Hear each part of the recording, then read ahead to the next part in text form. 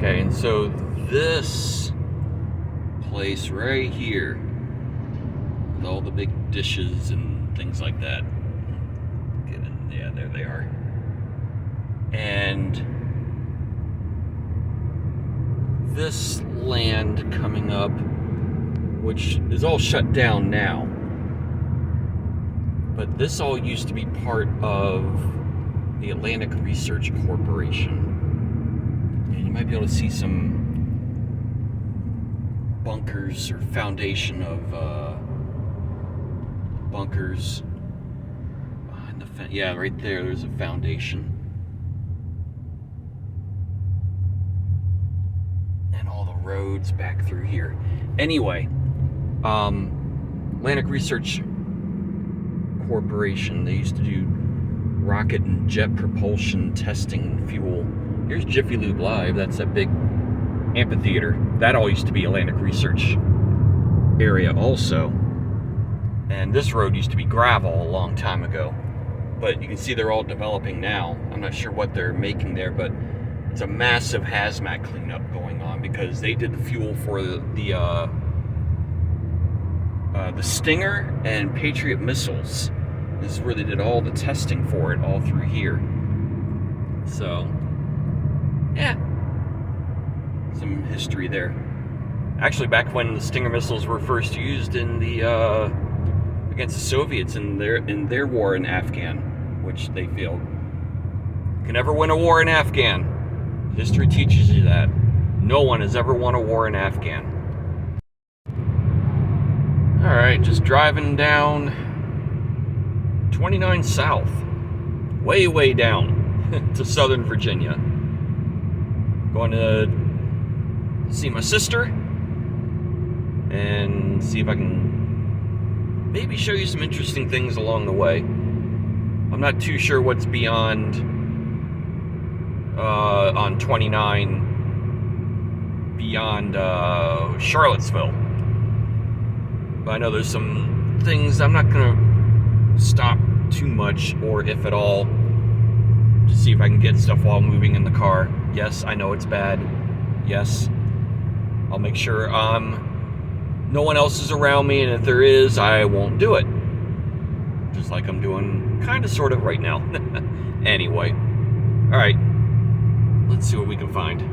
Alright, so this fence line here, and then the gate coming up here, and all that property, and the house is way up in the trees. This used to be that new age singer, composer. I don't think he's ever, what's his name? Yanni. Him and that, his wife at the time, I can't remember her name. She used to do those Crystal Light commercials. Some actress, I can't remember. But they used to live here. Whether or not he still owns it, doubtful, but still those properties going. She was huge into horses. This is like big horse country area. And that's where they used to live. I think this is back in the late 80s to early 90s, something like that. Alright, so now I'm in Bealton, Virginia, at the intersection of 17 and 28. And I think that way, I don't know if it's still in business. I know it used to be like a long time ago, a thing called the Flying Circus. And that's where you have all these men in biplanes and old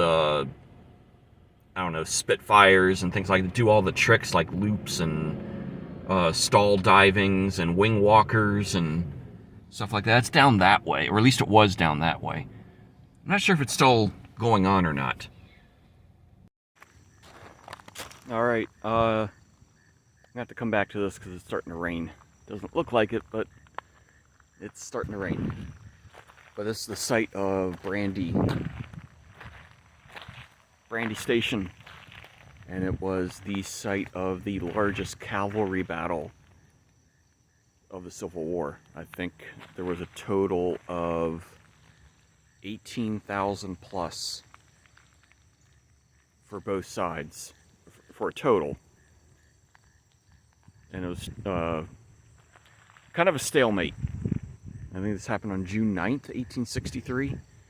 And then shortly after this is when Lee started to move north towards Gettysburg. But it did kind of deplete his cavalry a little bit. It happened all through the fields up through here.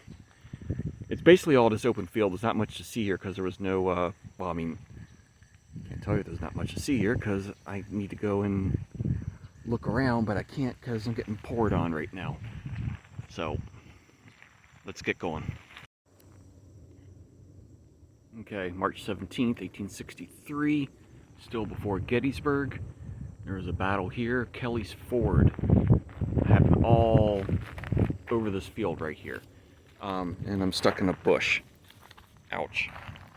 Okay. Anyway, we're on the Union side. So that way is DC, and that way is Richmond. Along the tree line, you can kind of see a silo down there, but that was the Confederate line. And one of my favorite artillerymen, John Pelham, mortally wounded here. He was an artillerist for the Confederates, and during the Battle of Fredericksburg, which is that way, he moved one gun into the field down from Marye's Heights and basically held off one of the Union charge waves that was coming up towards Marye's Heights until Jackson was able to get his men over on that side where they were coming up from, I think it was the east side of Fredericksburg. And Pelham continued with this one gun, moved it around to different areas so the Union couldn't zero in on his position, and fired till he was out of ammunition, and then moved back up Marye's Heights and retook the position that he was at before moving down that valley. But he was mortally wounded over that way. He's only 24 years old.